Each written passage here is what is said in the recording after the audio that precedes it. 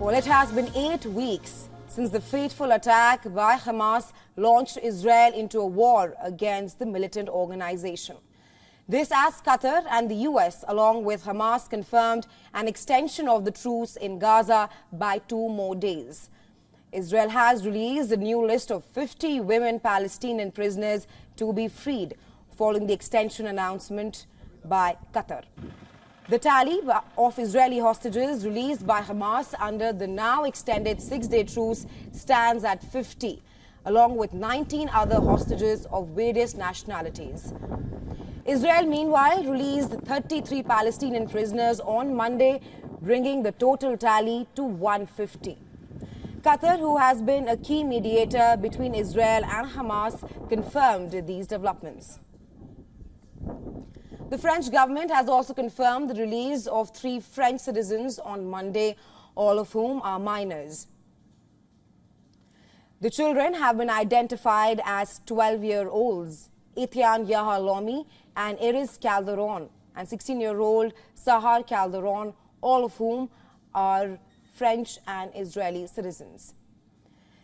This while 200 trucks carrying humanitarian aid reached Gaza on Monday. The aid convoy also carried 4 containers of diesel and 4 containers of cooking gas transferred from Egypt to the United Nations. The US has welcomed the extension of the truce with confirmation on a multi-nation task force to counter funding for Hamas and other militant groups in the region. Of course, we welcome the announcement just a little bit ago, I think last hour or so, by Qatar, that the humanitarian pause in Gaza, now in its 4th day, will be extended for another 2 days through Thursday morning Israel time. This humanitarian pause has already brought a halt to the fighting, together with a surge of humanitarian assistance. U.S. Secretary of State Antony Blinken is set to return this week to Israel and other nations for a 3rd time since the war began.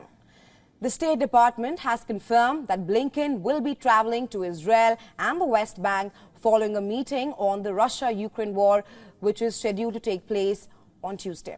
Blinken will also be traveling to Brussels on Wednesday for a NATO foreign ministers meet as well. On the other hand, Chinese Foreign Minister Wang Yi is set to travel to New York this Wednesday to chair a UN Security Council meeting on the crisis in Gaza. China currently holds presidency for UN Security Council and is expected to join a coalition of Arab states in calling for a permanent ceasefire in Gaza. Meanwhile, Iranian President Ebrahim Raisi is also scheduled to visit Turkey and meet Turkish President Erdogan today. Rapprochement between Tehran and Ankara has deepened over their mutual condemnation of Israeli strikes on Gaza.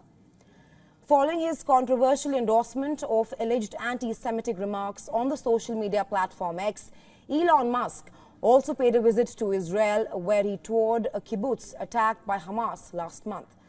The billionaire was seen at the site with Israeli Prime Minister Netanyahu.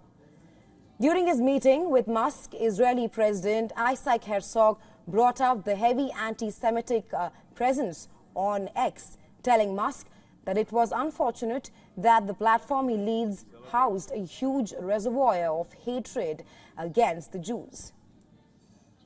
Unfortunately, we are inundated by anti-Semitism, which is Jew hate, and Jew hate impacts the entire notion of behavior of human beings in so many places around the world, and you have a huge role to play, and I think we need to fight it together, because under the platforms which you lead, unfortunately, there's a harboring of a lot of old hate, which is Jew hate, which is anti-Semitism. Experts from the United Nations, meanwhile, have called for a thorough independent probe of alleged war crimes committed in Gaza by either Israel or Hamas militant group.